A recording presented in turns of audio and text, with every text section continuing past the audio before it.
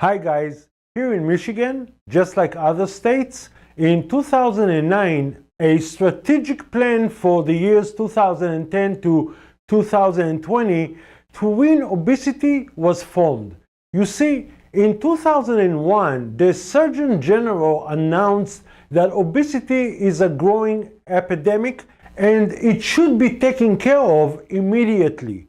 However, 18 years later, the experts could not even stop the inclining rates of obesity or even successfully treat it.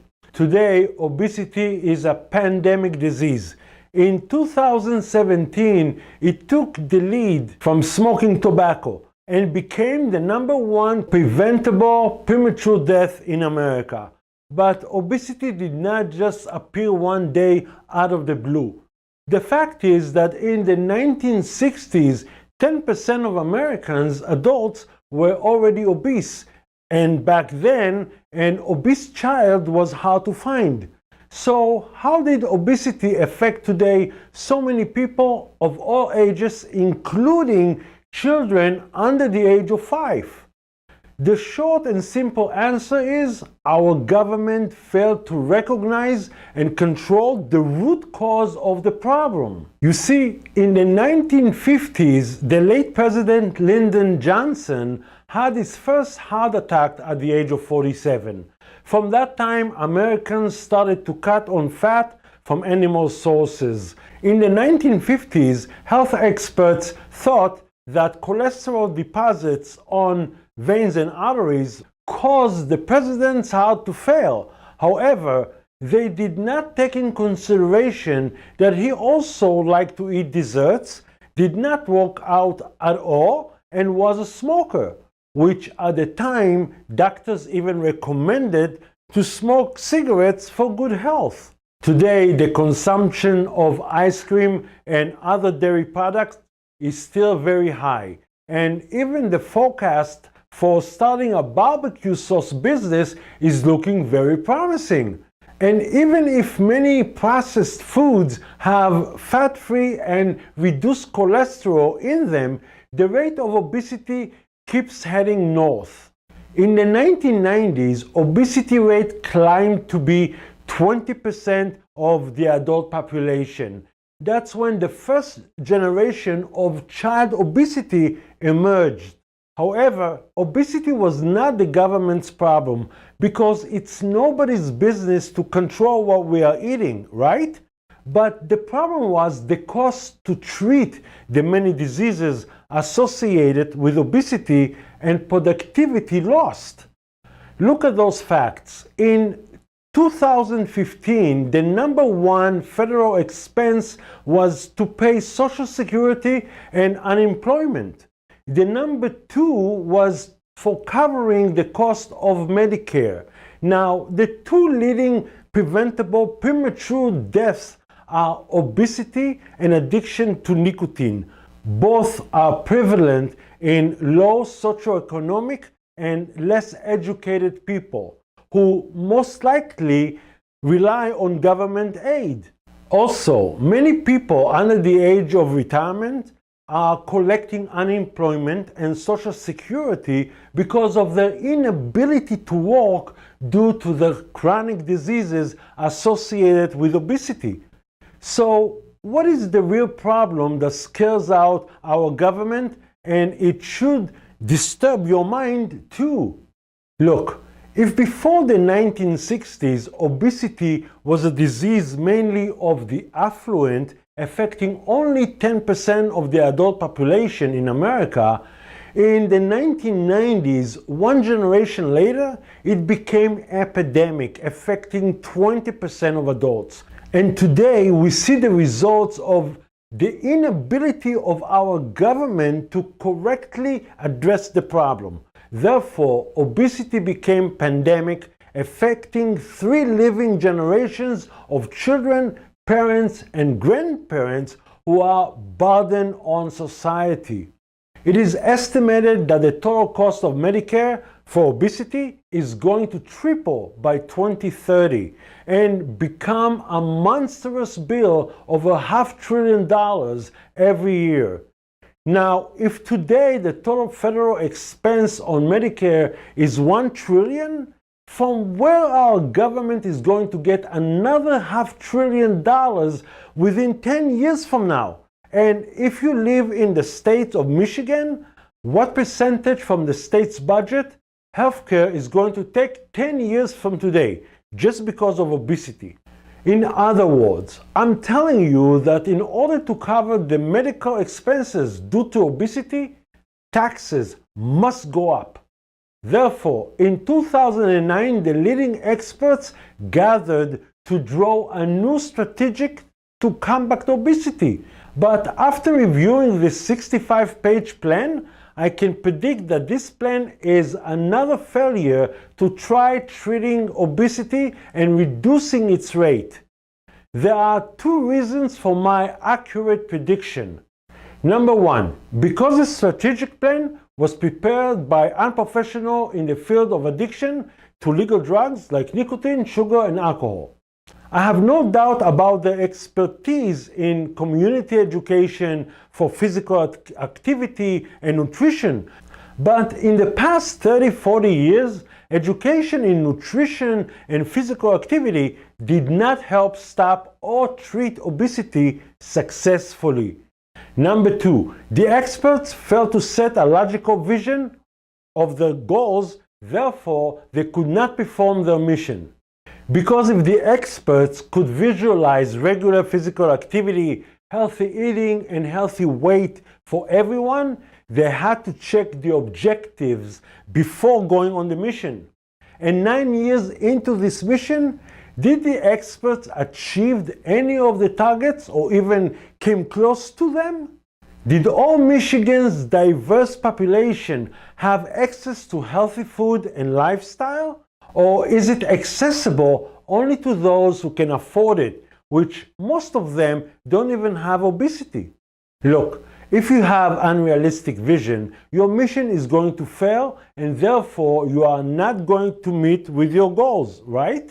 That's why the percentage of population who are at healthy weight decreased. And the fact are that less people engaging in healthy eating and physical activities to reduce obesity. Thus, obesity rate increases in the past 9 years since the beginning of this strategic plan in 2010.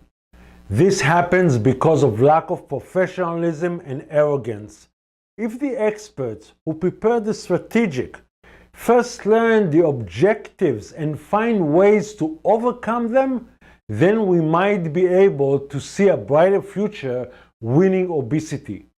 As an expert in addiction to common legal drugs like sugar and nicotine, I could identify why all three major objectives, behavioral, environmental, and political changes, are all doomed to fail. Here's why.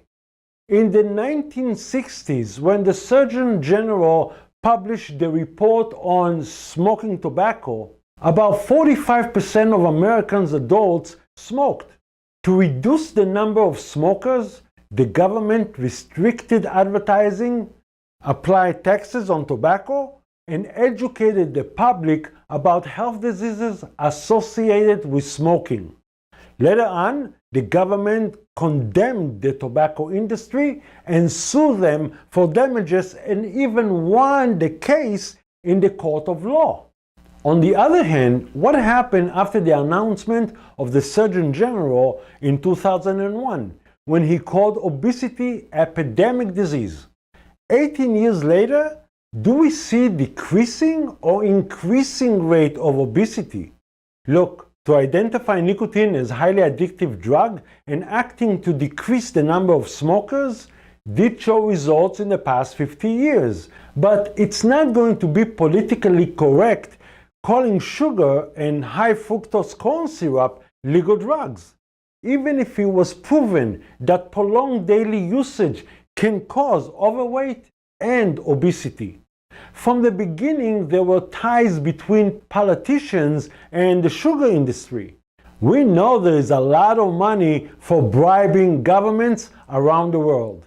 But the connection between the legal drug cartel and politicians is not going to untie until the public wakes up and elect officials that work for them and not for the corporations.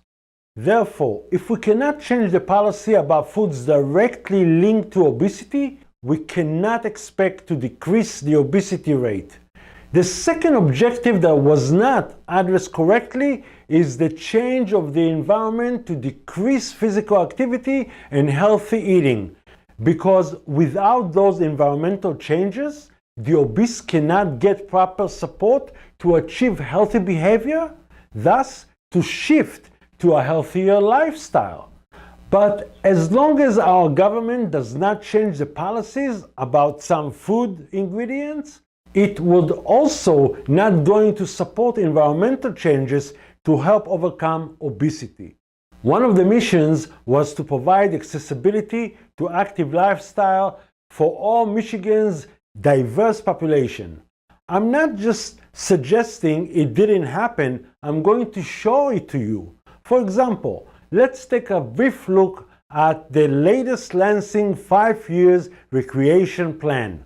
At Majory Park, playground equipment and picnic shelter installed. Taxpayers' money was invested to invite the public to eat at the park and for young kids to play on this useless monument to help win obesity. The city installed a new platform for fishing and to launch canoes and kayaks. This is not the kind of activities recommended for obese. And in Moore's Park, they did all kinds of improvements but neglected the need of the neighborhood's obese population for active lifestyle. You can use the river trail for biking, running, and walking. However, those activities cater to just part of the population, but it is not always fit to physical ability of obese people. Besides that, playgrounds are still designed mainly for young kids and the facilities look outdated from the last century.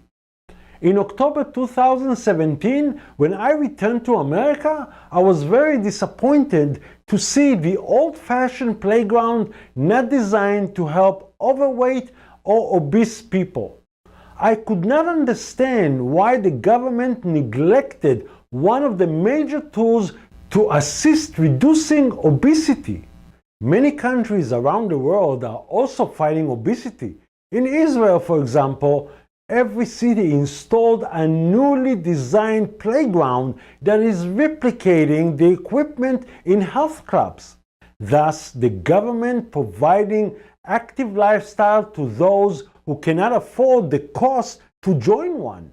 They even have professional trainers on TV for showing how to use the equipment correctly. Look at this Orthodox Jewish in Israel using exercise equipment in a neighborhood garden. That is the actual meaning of providing access to healthy lifestyle to diverse population. And in America, you may think it costs a lot of money to add this high-tech equipment to all parks, right? But if you think about how Israel, a country the size of New Jersey with very diverse population of 9 million people and very low natural resources managed to do it, for our great America, it should be a no-brainer, a child's play on a breezy picnic day. If we just collected sales tax from candies, sweetened soft drinks, and other foods that were proven to cause obesity, we could provide the public with a state-of-the-art exercise equipment in all parks. Not to mention other ways to collect the funds needed for that without any additional cost to the taxpayers. So, accessibility to active lifestyle is one part of the environmental mission. However, it goes hand in hand with accessibility to a healthy food environment. Let me show you why it wasn't done. First, the studies coming from the National Institute on Drug Abuse clearly shows that addiction is also the result of behavior towards anticipation, which means when the obese sees the drug, he already anticipates the sensation of flavors in the mouth and the enjoyment of eating it. The result of that anticipation is uncontrolled behavior and making wrong decisions to buy certain foods. If the expert signed on the plan knew that beforehand, their mission and goals would be different. But because they were not updated in the studies of behaviors, genetics, and mental disorder, therefore their imaginary mission and goals to make healthy foods accessible to all diverse population is doomed to fail even before its birth. Why? Because nothing was done to change the shopping environment at the grocery store. And who could blame the owner that will do anything to increase revenues by sales of legal products, regardless to the outcome of it to the shoppers? A quick tour at the grocery store proves it. The first thing you see when entering the store are cakes and cookies on sale. Then, walking aisle after aisle, we see about 10% of products made by nature found in the fruit and vegetable sections, and the other 90% are man-made from all kinds of ingredients, most of them with names not of food but of drugs and other chemicals that the FDA approved for human consumption. And they're all wrapped up in colorful boxes, bottles, and jars designed specifically to catch your attention. In one area of the store, there is an aisle-long refrigerator full of ice cream, and next to it, there is an aisle full of chocolates and candies, next to bottles of alcohol. There is endless varieties of legal drugs catered for different taste buds of as many people as possible. And if you are looking for real food like beans, grains, and lentils, you may find them in the lower shelves of ethnic food. That's how much exposure real food gets to meet with the mission and goals to help fight obesity. And how about eating more fresh fruits and vegetables? It is not going to happen in the environment at the grocery store when the price of the drug is cheaper than real food. You can get one apple for 50 cents or one muffin for only 30 cents. And you can even get a dozen of donuts for $1. When an overweight or obese person needs to choose between buying 3 peppers for $5 or 2 bags of potato chips for the same price, he will choose the chips. As a fact, he will always choose the drug over real food. Because when he sees the drug and the price attached to it, in his mind, he immediately anticipates 3 things that makes him to choose the drug over the real food. 1. Saving time and energy to prepare a meal. Number 2. The taste of industrial product is much better than the taste of real food. And number 3. It is cheaper than real food. But eating healthy foods goes together with healthy drinking of liquids, right? At the store, you can buy 1 gallon of pure water for nearly $1. But for $1 more, you can get 1 gallon of Hawaiian Punch, or better yet, 1 gallon of liquid from the udders of a cow for less than $2.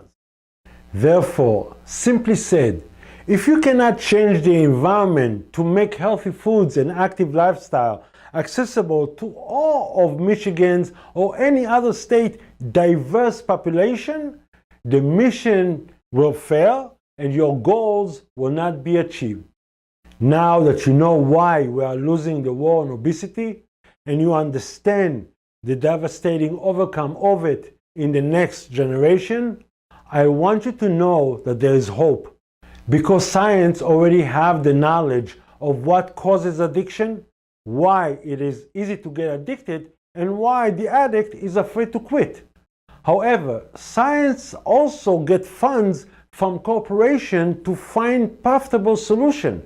Therefore, they call obesity a brain disease. And as such, they are looking for medicine and not for logical and practical solution. Let's hear it. And looking forward down the road, she sees a day when science might banish the curse of addiction. A cure would be fantastic, and that means you get a medication like an antibiotic. I cure you. Volkov's labs and others around the country are working to develop vaccines to block drugs from entering the brain. The complexities are enormous and progress is slow. Now it is clear. The National Institute on Drug Abuse is looking to find antibiotic or vaccine for addiction, because all the medications they have for addictions do not bring the desired results. The fact is that most people who try to quit their addiction with medication tend to experience relapses. So, what can we do despite the ongoing failure to treat obesity? Well, I know of alternative suggestions to win the war on obesity, but they cannot reach the public until our government decides if they continue to protect the corporations in subject or the people.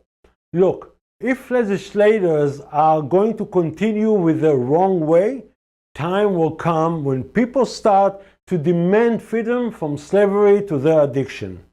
And what you can do until then? It is your responsibility to share this video with friends, family, co-workers, your senator and state representative. Even if with your mayor and governor, and especially you need to share this video with obese, because they have to know that there is hope and they can win obesity too. And I will see you later on with more information. See you later.